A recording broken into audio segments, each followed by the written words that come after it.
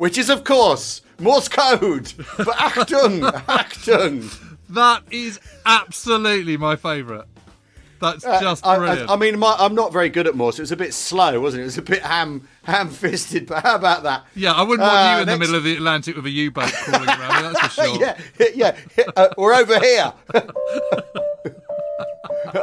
So that's amazing. What do you think of that? I love it. We'll be passing it all through an Enigma encoder next week, and that'll fool all of you. Now then, Morse code was, of course, used quite heavily in the Second World War, largely by shipping. One problem, it took ages to spell out a message, which meant it was prone to detection by direction finding. So what they would use instead was a thing called a burst encoder, where what you'd do is you'd record the message and then fire it out at high speed, so it would come up like that, and then you'd slow it down at the other end. That's incredible, isn't it? Did you enjoy a little bit of Morse there, James? I loved it. I thought that was completely brilliant. Because I was actually lying awake this morning thinking of kind of weird languages we hadn't actually done yet, but Morse wasn't one of them. So, yeah, brilliant. Absolutely yes. love it. I've always, I mean, it's always amazed me when you see people who are adept at Morse, how fast they go and how natural they are with it. So I always think it's one of those sort of really amazing human skills and trained skills. Right. Okay. So down to business. A few parish notes for you all. First, we hope you enjoyed our live stream last week. We certainly did. Enjoyed it enormously.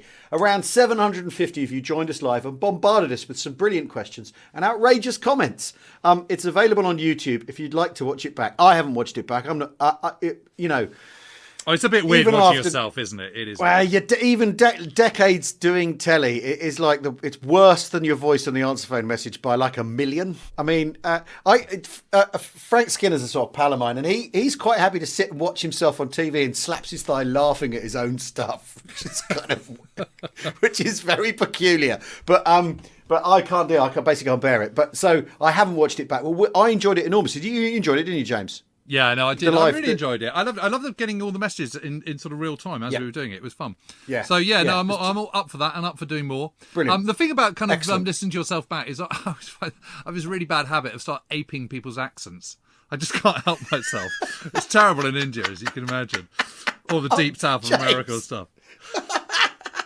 So I really have to constantly watch it. Anyway, the way that the live stream went really made us think about our battle plans going forward. So here's the plan, and this plan works on a strategic, operational, and tactical level. We've decided to create a members club, which we're going to call the We Have Ways Independent Company. This way, we'll be able to do a live stream of the pod each week. It'll also enable us to provide more audio book readings, our own chat forum, and a place for you all to tell us your family stories, because that's one of the things that's been coming through via social media that we really, really like. We plan to read the best of them out on the pod each week, but they'll be there for you to digest, compare notes and comment on, which is really exciting because the interaction is really the thing that makes this podcast, for me, particularly special. We're going to keep an up-to-date reading list on there. Plus, so I'm reading John Buckley's masterful, it's his thesis really turned into a book about armour in Normandy, British and Canadian armour in Normandy, and which I think we might be pulling then is really on my mind. So that's whatever I'm reading will go up. Our favourite books will go up on the reading list. And hopefully you'll then say, well, I read that and I thought it was pants. When this crisis is over, the plan is to take this show on the road in some shape or form, and members of the independent company will, of course, get first dibs on discounted tickets. Don't worry if it's not for you. We'll still be producing 2 weekly pods in all your usual places. So there's your standard membership, then there's platinum. Okay, so and we're also amassing a whole load of goodies, aren't we? Yes, yeah, exactly. So our first live broadcast for independent company volunteers will be this Thursday evening at 8:30 p.m. Thursday night, 8:30, a live stream. That's kind of when a history programme of this kind for people of the like minds would probably be on a broadcast. That's probably the kind of time they put it out, isn't it, back James? In the day, 9 o'clock. Back in the day, BBC Two, 8:30, 9 o'clock. That was it. So you don't need the BBC anymore. You've got us. How about that? Now, this will cost a £5. It's going to cost a £5 because actually arranging all this stuff, Yeah, £5 a month, piecing this stuff together, putting it out there, the technology and all that sort of thing does cost us a few pennies, and we want to be able to bring you the best content we possibly can. So, because even though James and I are talking to each other now, I'm looking at a live screen with two other people, one of whom makes notes and goes, "Oh God, they've said that again," and then edits it brilliantly, so you never know, so it's gone or it makes it sound cleverer. And then there's an evil genius mastermind top left in my screen surveying all before him, and judging by the screen behind him in the zoom, he lives in a big house, so he's gone overheads. Anyway, James and I will tweet the link to join, and we hope to see as many of you as possible, because it's the more the merrier with We Have Ways. It's as simple as that. Absolutely. Well, and a quick word on your brilliant reading of Zeno's Arnhem novel, The Cauldron Owl, which a lot of people seem to enjoy. There's 12,000 of you listening each day, hopefully loving the story, finding some distraction from our current national crisis. And we do want to do a bit more of this, don't we? And you're going to be reading Dennis Barnum's fantastic account of his time as a Malta Spitfire pilot in 1942. Yeah. And I love that book because I just think it's so vivid. But I mean, the aerial sequences are just amazing. Well, I've made a start on it. I've read the first couple of chapters, and he's a fascinating guy because he wants to be before the war as a teenager. He wants to become an artist. These descriptions of him figuring out his artistic muse and what he thinks the universe is saying to him, and how he gets religion, and how he reconciles himself to war and all that sort of thing. And it's a fascinating book. And the action hasn't started yet. We're on the USS Wasp on the way. Yeah, to let the Spitfires take off as close as they can to Malta with their extra fuel tanks. I'm very excited about reading it, and I've been. He was a painter. The descriptions are incredibly vivid. Yeah, and I'm very good mates with his older son Oliver, and also his younger son Michael. They're great people, and Oliver's a real character because he's got absolutely an amazing collection of militaria and ephemera, and he used to take Dennis, his mother, off on trips to France back in the day when you could sort of, put a 57mm anti-tank gun on the back of a Land Rover and put it on the ferry to Brittany, no problem at all. So he used to do all that kind of stuff, and he's actually rebuilt a Japanese tank, which is now at Bovington at the moment. So he's amazing. But anyway, he's all for it, and he's thrilled that you're reading it, as am I. So when this is all blown over, we'll go see him and perv on his kit. Yeah, he's the guy who gave me a Bren gun. He said, "James, have you got a Bren gun?" I went, "No, I haven't actually." And he goes, "Well, would you like one? I think you ought to." And I said, "Well, that'd be lovely. Thank you very much, Oliver. That'd be brilliant." So that's how I got my Bren gun. Right. Well, I hope he's got another one. He's a lovely fellow. He's a really, really good chap. Oh, well, excellent. Well, his father's book is fantastic. Right. Should we begin? I can tell you're all stuck at home with idle hands because our metaphorical post bag is heaving. Loads to get through, and we thought it would be nice to start today with some of your stories. This is from J. Martin, or it might be Martin J. Twitter's not ideal on some of these things, and it's an incredible story. You're going to love this, James. As James is currently writing a book on Sicily, I thought you guys might be a little interested in an episode my grandfather, Harry Keats, was involved in, Operation Fustian Primasoli Bridge, which we talked about last time. Yep. Right? He was a medic in number 4 section, 16th Para Field Ambulance. And he always said to my uncles how he got shot down and ditched in the sea. Years after his death, I did some digging and found his actual operational report on the incident. See below. Report by Captain A. Percival, REMC, on Operation Fustian. Number 4 section of myself left landing strip B at 1950 hours on 13th July 1943 using a Douglas C-47 aircraft. The section consisted of 1 officer, 1 staff sergeant, 1 corporal, 1 lance corporal, 12 privates, Royal Army Medical Corps, and 1 driver from the RASC. The flight was uneventful, and we got our 20-minute warning at 22:35 hours. So they're going over the Med. Yep. As we were hooking up, the aircraft was fired upon by a convoy. Ow! And that, when people say, what are the white stripes on aeroplanes in 1944, the D-Day white stripes, that's what they're for. That's why. Fired upon by a convoy. The second burst of anti-aircraft fire hit us and put the controls out of action. The pilot made a forced landing in the sea at 22:45 hours. We were then about 17 miles east of Syracuse. As the aircraft was landing, we took off our parachutes and got dinghies ready for use. We then sat down and prepared for the shock of the landing. The pilot made a perfect landing and nobody was injured. I detailed 2 men to go out through the escape hatches. They got out onto the wings and we passed them each a dinghy. I then detailed another 6 men to get out, 3 to each escape hatch. By this time, the plane was filling rapidly with water and the escape hatches were underwater, so I told the rest of the men to file out of the jumping door.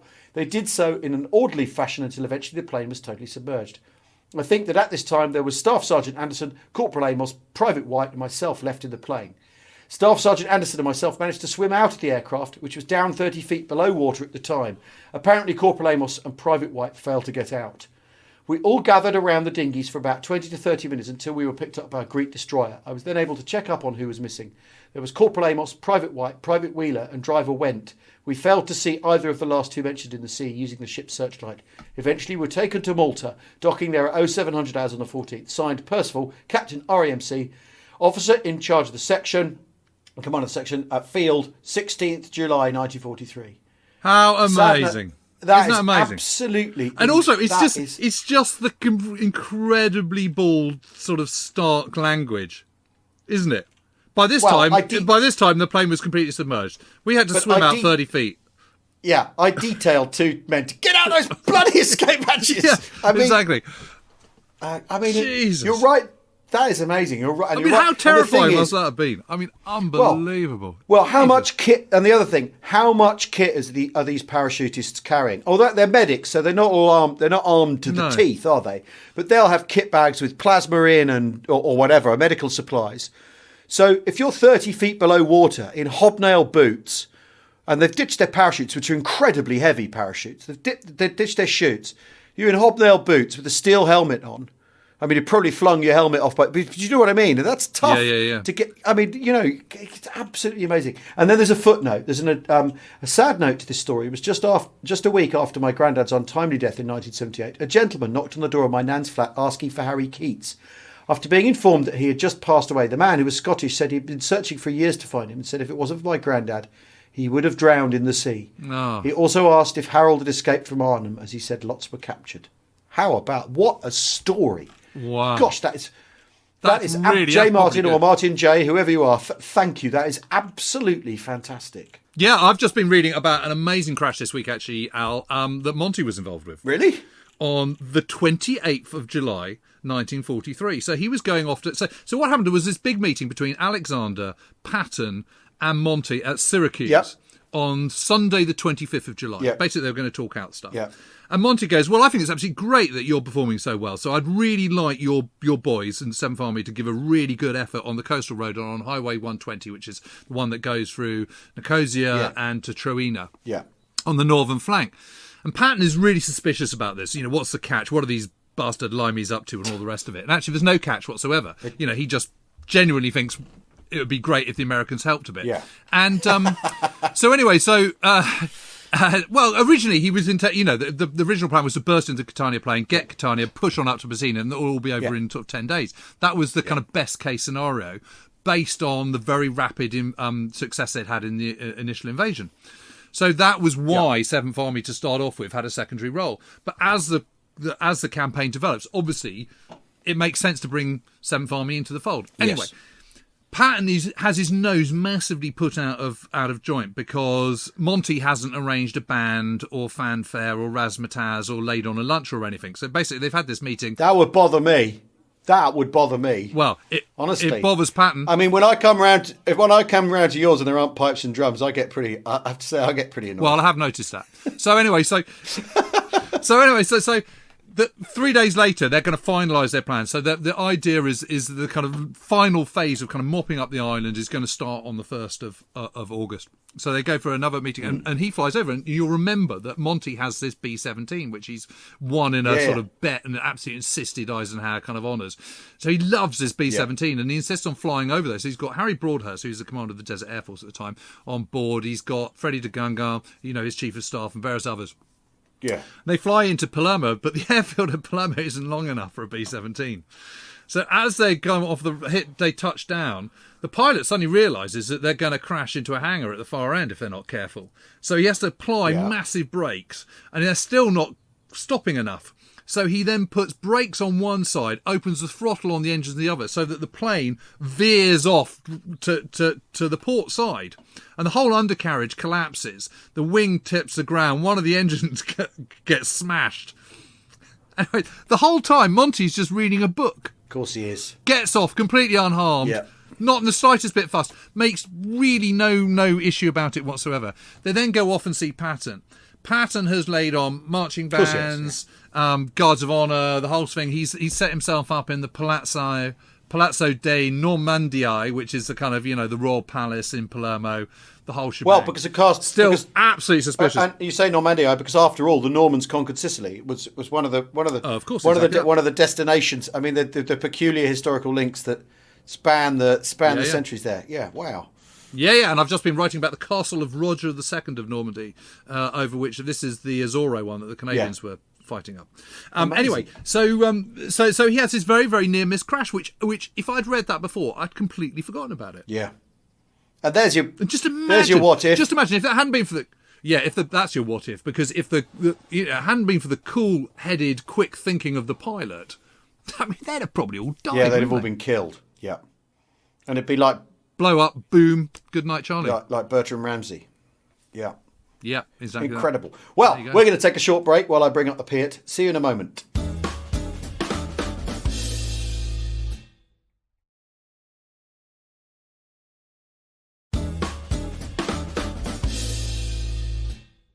Welcome back to We Have Ways of Making You Talk. Well, we've dug in during the Battle of Corona Bulge, but it isn't stopping us getting plenty of podcasting out there. A mildly exasperated Donald Henderson has been in touch after listening to my reading of The Cauldron.